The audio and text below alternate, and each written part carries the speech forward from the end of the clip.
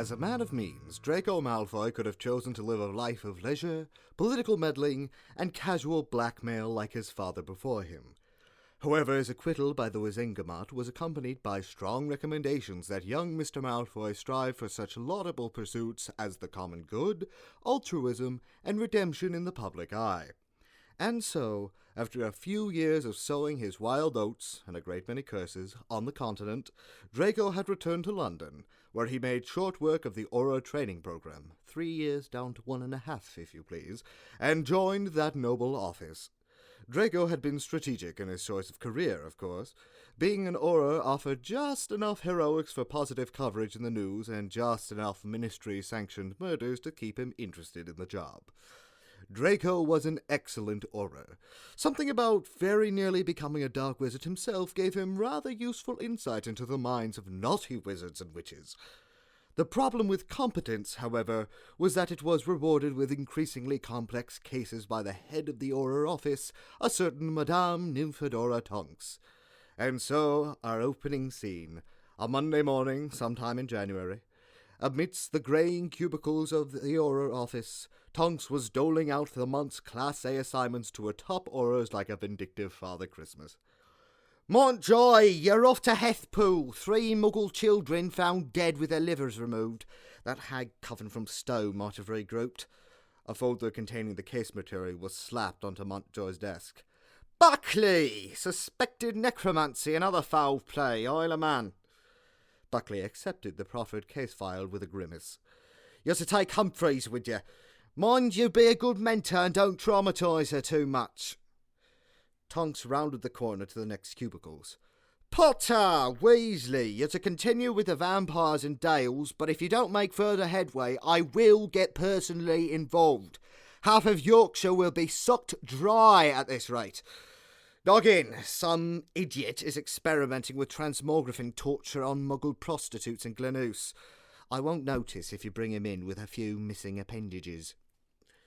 Tonks now came to a halt in front of Draco's desk. "Malfoy, since you did so well on the Lanark lunatic last week, I'll let you pick your poison." Draco eyed Tonks guardedly. Poison was unlikely to be an exaggeration. "What are my options?" Tonks dropped 2 files onto Draco's desk. "Option 1. A wizard accused of inappropriate acts with trolls. A real delight for the senses, that one. Or, option 2, a request from the Minister for Auror protection of a high-profile target." "Inappropriate acts," repeated Draco, pulling the folders toward himself. "I don't know about your tolerance level, but I've quite lost my appetite." Tonks jutted her chin toward the rightmost folder. "There are photographs for your edification." Draco made the mistake of opening the troll folder. He closed it again with a strangled sound of disgust. "I'll take the protection assignment." "Righto," said Tonks, swiping the troll folder and its hideous contents from Draco's desk. "The troll bugger will go to Fernsby." "Fernsby! Come here!" Fernsby emerged from a distant cubicle. Tonks slapped the folder into his chest. "You are off to Morpeth. I hear the North Sea is lovely this time of year." If Fernsby had reservations about the loveliness of a January sojourn by the North Sea, he kept them to himself. Tonks was rarely worth arguing with. "Progress reports on my desk by Monday morning," called Tonks to the office at large. A grumble of assent from the Aurors followed the request. Tonks gave Draco a sharp look. "Looking forward to yours, Malfoy. I've a degree of curiosity about that one. The target is working on some top-secret project. They wouldn't even tell me what it's about." Tonks made her way back into her office, managing to tread on an unsuspecting collie's foot only once. Draco, now rather curious, pulled the folder towards himself. The protection request came straight from the minister's office, and Shacklebolt had requested a security audit, defensive warding, every confidentiality-enhancing measure known to wizard kind, escorting, if you please, and protective surveillance. In sum, the bloody works. Draco was preemptively irritated. This sounded rather a lot like effort. And who, pray, merited this extravagant treatment? He flipped over a few more pages of ministerial demands to find, finally, the principal. And it was Hermione bloody Granger. Her photograph was pinned to the top of a brief biographical note, as though anyone alive today didn't know her and her hair. She looked seriously at Draco, blinked at him once, and then left the frame. Draco seized the folder and headed for Tonk's office. She was rarely worth arguing with, but this case file merited an especial attempt. Tonks, I can't take this one. We'll have to give it to someone else. Tonks looked up from the parchment she'd been attacking with her quill. Her hair turned a quizzical mauve. Why ever not? It's Granger. That's the principal, hadn't you seen?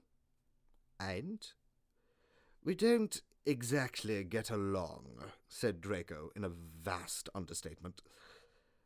Are you telling me that some school-time unpleasantness from 15 years ago will interfere with your ability to carry out this assignment? Asked Tonks. In the faux glass behind her, shadowy silhouettes clustered about, as though to keen an eavesdrop on the drama. We have a rather unhappy history, said Draco. Worse than you and Potter. This Draco considered for a moment. Finally he answered, In some ways. Fine, sniffed Tonks. Swap with Fernsby. I'm sure he'll be only too happy to change out a cushy protection jobby for the troll aficionado. Isn't there anything else I could take? Tonks gave him a quelling look, emphasized by her eyes turning a dangerous, hawkish kind of yellow. I've just assigned the month's missions, Malfoy, and I won't have your complex about Granger domino its way through the entirety of it. I don't have a complex about Granger. Good, then you'll do fine. Off you go. Tonks waved her hand and her office door closed slowly, squeezing Draco out. Draco strode back to his desk, half intending to ask Fernsby for the swap. However, the gurgle of horror emanating from Fernsby's cubicle was sufficient to change his mind. Fine, he'd do the Granger thing. It was, at any rate, not troll pornography.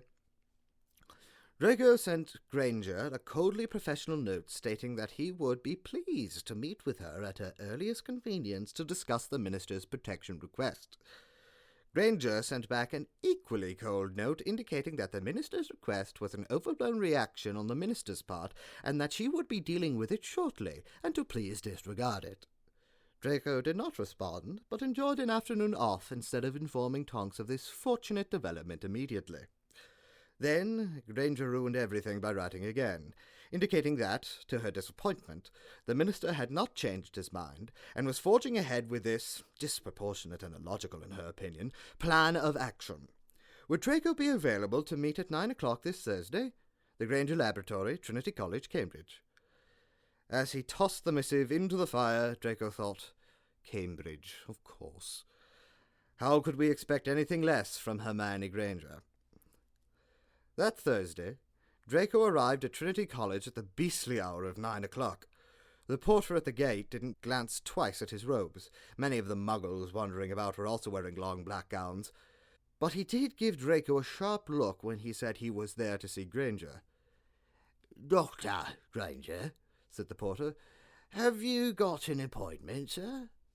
Yes. Name? Malfoy. The porter consulted a chart. He found whatever he was looking for, apparently, because Draco was waved in toward the verdant quad at Trinity College. It's not a quad, we call them courts at Cambridge, said the porter to some tourist, but Draco paid him no mind. He knew a quad when he saw one. Granger's note had included a few directions on how to enter the wizarding part of the college, which brought Draco to a magically concealed door at the south end of the quad. A Muggle plaque indicated that King's Hall had once stood here, but it had been destroyed in the 16th century. Draco tapped the bronze plaque with his wand, as instructed by Granger, and the ostensibly destroyed King's Hall appeared before him. Draco decided that Granger had earned a 2 out of 10 in his initial security assessment. At least rogue Muggles wouldn't immediately be able to find her. And with that generous thought, he strode into magical Cambridge. At 9 o'clock on a weekday, King's Hall was a roiling bustle of scholarly witches and wizards, off to advance magical knowledge. Draco had spent years at the Université de Paris to earn his bachelor's in alchemy and his mastery in martial magic, dueling. But he'd never set foot in an institution of higher learning in the UK. King's Hall retained its 16th century ambience, dark and excess of overcarved wood, and candlelight, and vacillated somewhere between purely Gothic and early Renaissance in decor. As he surveyed the crowd before him, varyingly studious or eccentric-looking, Draco wondered how much of Wizarding Britain's brain power was located within these hallowed halls. At any rate, there was at least one big brain on the premises. Quite lost amongst 5 staircases on the first floor, he decided to inquire for directions towards that brain. "You there?" said Draco, jutting his chin towards a spotty youth. The boy looked about 22, serious, and clutched a text on advanced theoretical arithmancy to his chest. "Yes, I'm looking for Granger," said Draco. The boy frowned at him. "Professor Granger. Her offices are on the 3rd floor with the other fellows." "Cheers," said Draco, wondering how many more times he was going to be corrected regarding Precious Granger's title today. He climbed the stairs and passed the corridors, where he spotted a variety of interesting things. Classrooms, lounges, reading rooms, offices, an apothecary, a cafe, and what appeared to be a small zoo. Finally, he came to the door, which simply said, "Granger, ring for attention." "See, there, no overzealous titles." Draco rang for attention. Then he peered into the narrow window that flanked the door and almost turned around to leave again, because the laboratory beyond seemed decidedly muggle, and he must have taken a wrong turn somewhere. Only it said Granger right there. His ring was answered by a being in a bright white coat and strange, translucent face coverings. "Can I help you?" asked the being. "I'm looking for Granger," answered Draco. "Healer Granger doesn't take walk-ins," said the being with a rather stiff back. "Is she expecting you?" "She is," said Draco, adding this new title to the increasingly ridiculous running list. "All right," said the being, with what was probably a suspicious look, but Draco couldn't tell behind the goggle things. "Her office is down to the right." The being moved out of the way. From the voice, Draco was now relatively certain it was a human female, but the accoutrement made it difficult to say. In any case, Draco was in. His initial assessment of Granger's security measures plummeted to a strong 1 out of 10. It pleased him to give Granger a well-deserved horrid mark. It didn't please him to think of the work that would be involved in bringing this place up to snuff. He knocked on the office door. "Come in," said Granger's voice. A blast from the past. Crisp, prissy, impatient. Draco entered the office. Granger was sitting behind a tidy, if overstacked, desk. They stared at one another in a decidedly awkward moment, something that Draco, now a fully qualified and rather dangerous aura, was not used to anymore. And perhaps, judging by the unhappy set of her mouth, neither was Granger. Time heals all wounds, but between himself and Granger there were a great many to heal, and right now 15 years felt like rather a short time since they'd been children fighting each other on the opposite sides of a war. Draco couldn't recall when he had last spoken to her directly, and he certainly knew he'd never been alone in a room with her. Granger rose to greet him with the following display of eloquence. "Malfoy?" "Granger," said Draco, with equal eloquence. She gestured to a chair across the desk. As he stepped towards it, Draco found himself being assessed by her. Her gaze flitted from his hair, to his face, to the aura insignia on his chest, and down his black robes to his boots. Seeing that they were dispensing with the niceties, Draco shamelessly assessed her in return. The hair, a curling pile coiled high at her crown. The face, thinner, more severe than he remembered.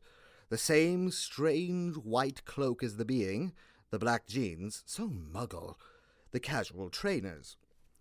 Draco opened his mouth to make a few vague opening remarks, some chatter about Cambridge or Potter or Weasley or other such fluff, but Granger jumped straight to the point. "This is an absolute waste of Auror resources."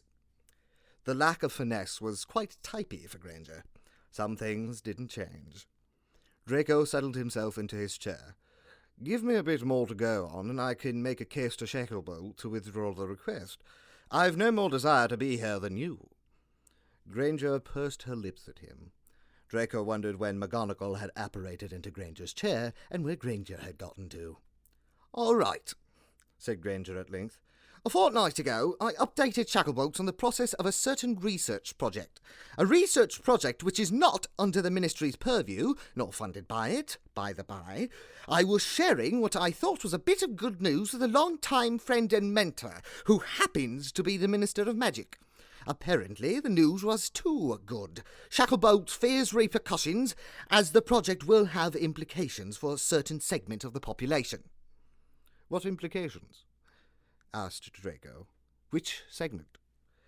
"I'd rather not say, as my hope is that you won't be involved any further than this meeting. Shacklebolt is overreacting. I shall speak with him again this week and convince him that putting me under Auror surveillance is utterly unnecessary." "Auror protection," corrected Draco.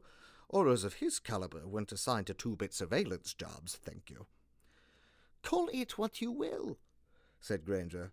"Shacklebolt has his flaws, but a propensity for overreactions isn't one of them," said Draco. There wasn't much love lost between himself and the Minister, but there was a certain respect. "No, it isn't one of his propensities. Which is why I was rather surprised, dismayed, really, by his decision to involve your office." "Is it possible that he isn't overreacting?" The look Granger levelled at him was decidedly unfriendly. "No."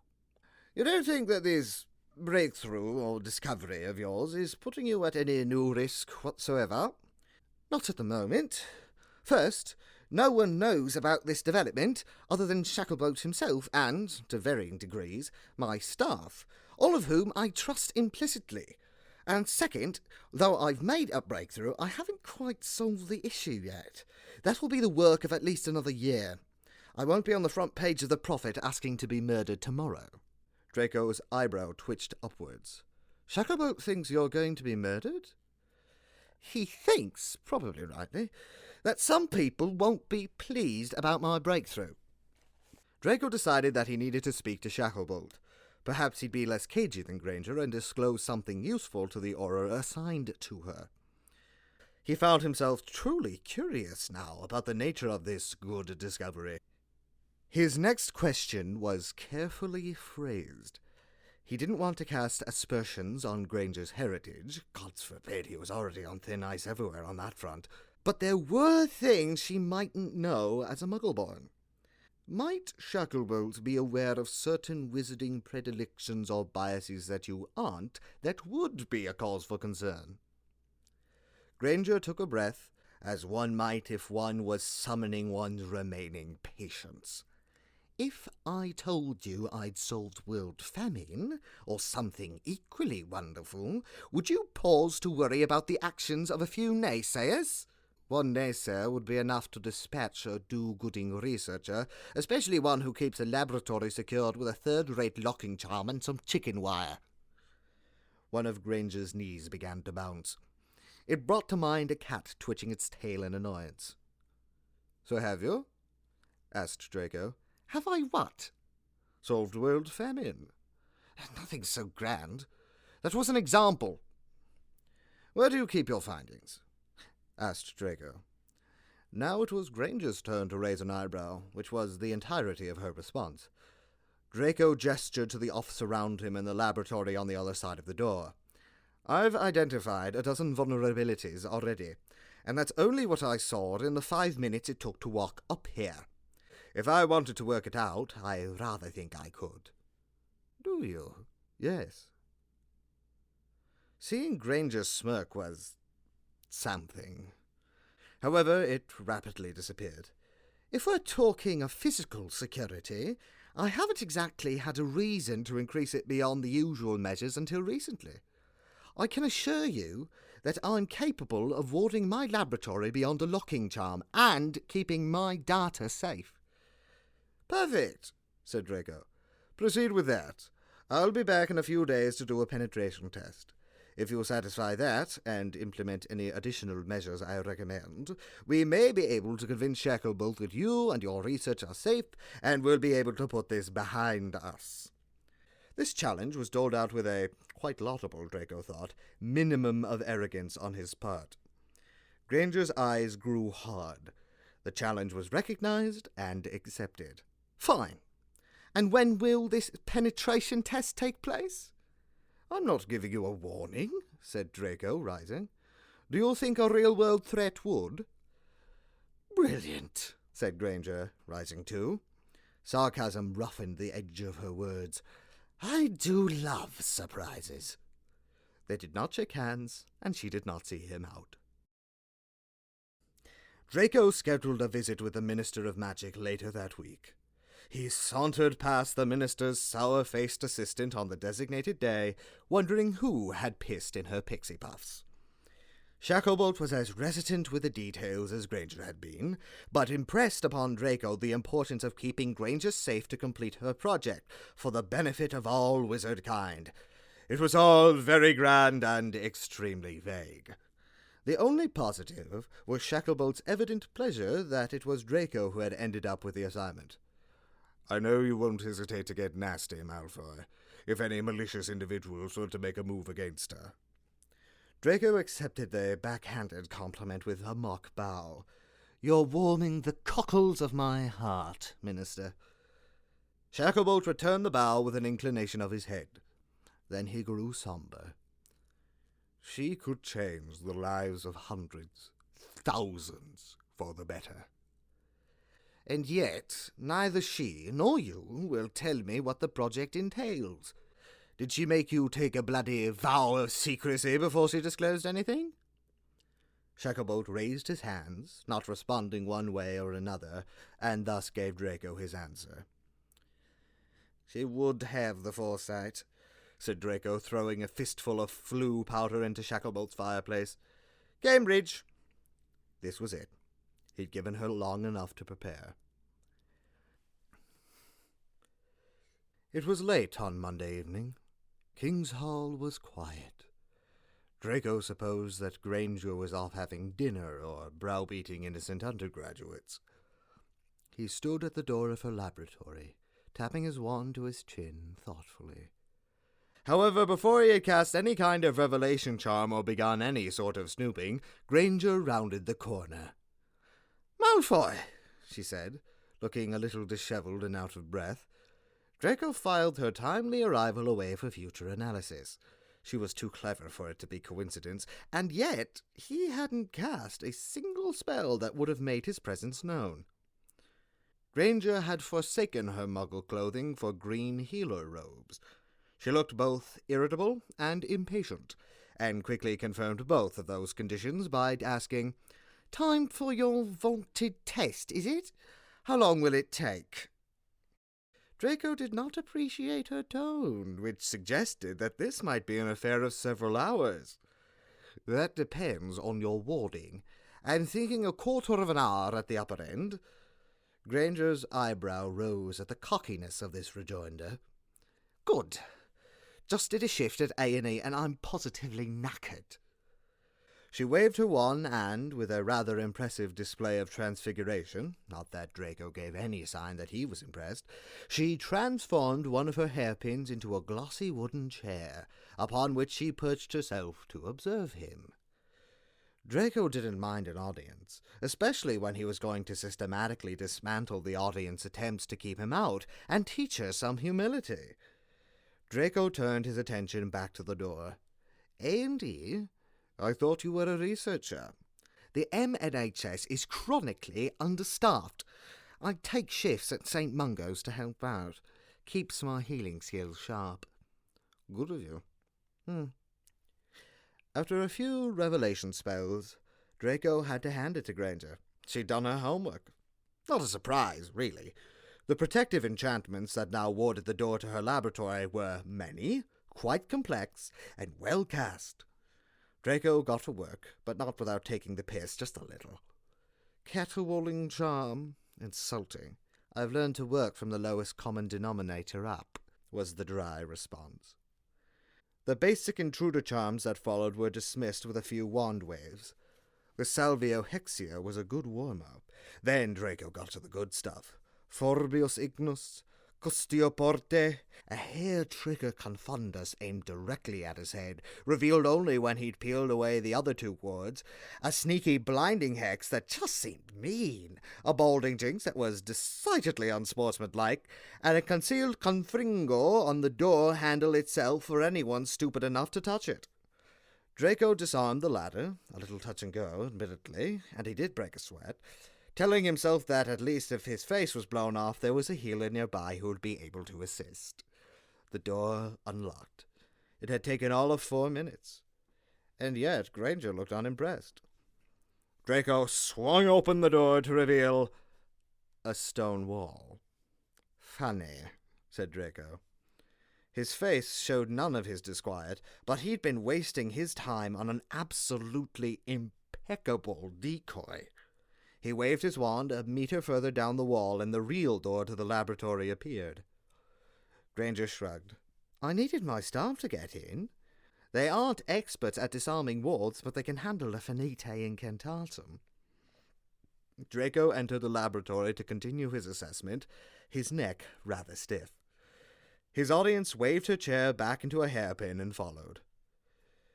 Normally, I would insist upon us donning proper PPE per Trinity's wet laboratory protocols, said Granger, but we've tidied for the day. I don't think you can hurt yourself on anything.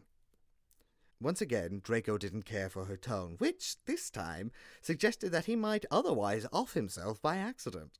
He ignored the sterile white and steel surfaces that made up most of the space and moved to the shelves and cupboards at one end of the laboratory, which looked like a likely place for an active laboratory to store data. However, the well-organized contents were useless. It was mostly Muggle scientific literature, including some of Granger's own publications. Words jumped out at Draco without meaning. Cytokines, monoclonal antibodies, chimeric antigen receptors, T-cells. I realize the purpose of this test is to see how far you'd get and what you can discover about my research, but do put things back in an orderly fashion, came Granger's voice, irritation lacing her words. Draco, his back to her, permitted himself a healthy roll of his eyes. One text was half an inch out of place. He pushed it back in. He waved his wand at the entirety of the collection to uncover transfigurations or concealment spells, but there were none. Then he systematically did the same with the rest of the laboratory, seeking any hidey holes or caches or, as he grew annoyed, any magical trace whatsoever. There was nothing magical except the contents of various vials and test tubes clustered in tidy groups along the laboratory's workbenches. If I stole these and had them analyzed, what would I discover? Asked Draco. The glow of his spell illuminated the vials of interest. Granger walked toward them and pointed. Gamma-delta T-cells, antigen, MRT1, tyrosinase, JP100, survivin, all of magical provenance, which is why your spell is revealing them, but not otherwise noteworthy. I see, said Draco, who did not see at all. I don't know who your hypothetical analysis would be conducted by, in the event that these were stolen to uncover what I'm working on, but I should tell you that very few people in the UK will be able to pull meaningful conclusions out of this. Draco felt the false modesty of the words. By very few, she meant none at all. I'm surrounded by idiots, and I'm the only one who can make any sense of these horrifically named extracts. And theirs?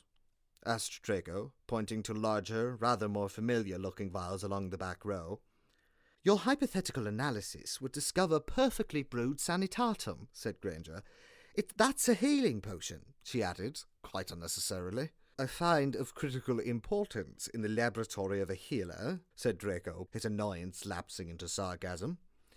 There was the tiniest quirk at the corner of Granger's mouth. Amusement. Rapidly stifled. Draco was doing his own stifling, but in this case it was exasperation. She had wasted his time on a wild goose chase with those door wards, knowing that there was nothing of real use in the laboratory itself, unless one was in possession of about 12 doctorates to put it all together. But she had to be recording findings. She was too methodological and meticulous not to. Now Draco turned to a corner of the laboratory that he'd ignored as a matter of course. It was the most muggle-ish area of the entire place, a dark corner cluttered with glowing boxes of light. Granger might as well have cast a notice me not on the lot. Had she?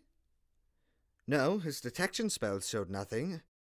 That had been a feature of his own built-in habits. His eyes almost naturally averted themselves from the unmagical, the utterly mundane, the terribly muggle. He'd have to watch that. Clearly a weakness. He walked toward the desk, and, for the first time since Draco had entered the laboratory, Granger actually perked up and looked interested in the proceedings. Now he was getting somewhere. "Computers," said Draco, pulling up some distant memory from Muggle studies. "Well done," said Granger, with the tone one would take to praise an especially slow child who had correctly identified a barn animal. Draco favored her with a dark look. Her face was impassive, but her eyes betrayed her. She was curious about what he was going to do next. And of course, he hadn't the faintest sodding clue where to go from here, other than jinxing the computers into submission. But from what he recalled, these devices weren't sentient. He stood before the glowing boxes, upon which slow lines were moving in random patterns. "I'd need to bring in a muggle ball," said Draco at length. "Oh, yes, that would be a start," said Granger. She looked at her nails. "You'd want to find one who is a decent hacker, too. I'm not sure many of those exist among wizard kind, but perhaps one or two in the UK. "A hacker?" "Yes," said Granger, offering no further explanation of the violent term. "If, as I suspect, your findings are in these things, what's to stop me, a baddie, from destroying the lot and stopping your research in its tracks?" asked Draco.